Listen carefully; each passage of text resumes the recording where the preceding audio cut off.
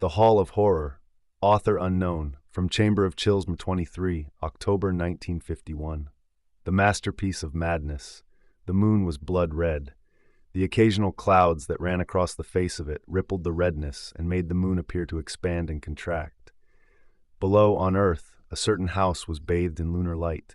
The large shingle above the doorway groaned back and forth as a slight wind stirred. When the sign swung out into the moonlight, large, black letters announced, Professor Drack's Hall of Horror. Then, from inside the building, On the second floor, a scene of sanity-searing terror was taking place. Strapped to a medieval torture table was a man. Digging into him, from a bar above, were rows of razor-sharp spikes. And standing off to one side, Professor Drack was laughing madly as he molded the expression of the dying man onto a clay bust. Yell, yell, you fool!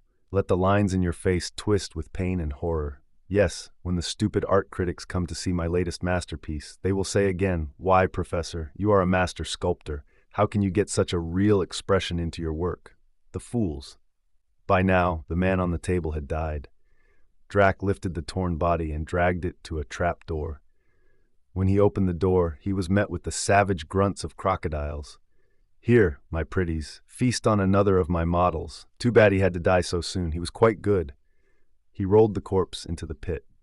As he closed the door, there could be heard cracking noises as if bone were being crushed by tremendous vices. Months had passed. Professor Drack was now acclaimed the greatest sculptor of all time. His works were exact, detailed, and real.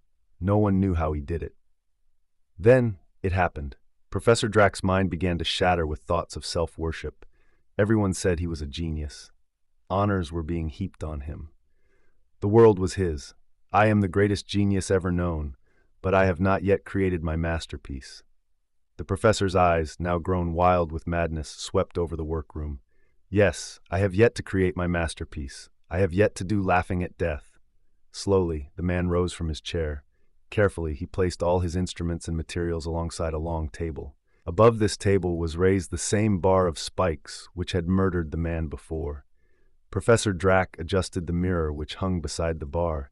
Then he stretched himself on the table. He flicked a switch. Hydraulic motors began to lower the spiked bar, a fraction of an inch at a time. The professor began to mold the bust by his side. He would look into the mirror and then add a stroke to the bust. The spikes kept getting closer. Aha! I will mold my laughing expression as I stare death in the face. Then, how those fools will marvel. But just before the spikes reach my skin, I will stop the bar. Ha! The spikes were very close. Drack was almost finished. He was molding an expression of confidence, laughing at death. Closer and closer came the points of death. Faster and faster worked Drack. Just a little more. Ah, it is done. Now to stop the bar. Aye! Stop! Stop! The motors would not stop. Though the man, lost in desperation, jammed the switch back and forth, the spiked bar kept on coming. No! I cannot die. I must live. The points began to slowly sink into Drack's flesh. His heart pounded savagely. Deeper, deeper, deeper, crept the spikes. The man's arms moved convulsively at his side. Sheer horror had clamped his jaws and he couldn't even scream. The points were touching the wall of Drack's heart. Then, in a last violent sweep of his right arm, Drack accidentally struck the bust. His clawing fingers raked across the face. Death had come. Later, when the police had left the house after making their examinations, Inspector Grange turned to his aide and said, "It's a funny thing, Wilkes." "What's that, sir?" "That bust was named Laughing at Death, wasn't it? That's what the sign under it said. Well, if he was mad enough to kill himself so he could mold his own face laughing at death, why did he end up by putting a look of horror on the bust?" "Yeah, you're right, Inspector.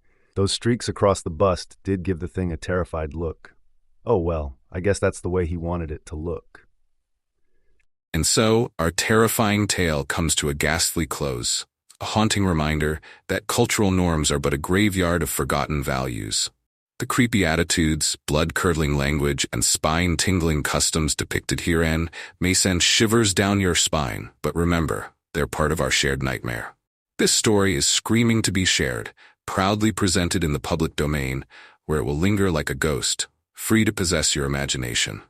Farewell, Dear victim, oops, I mean dear reader, may our tale leave you dying for more.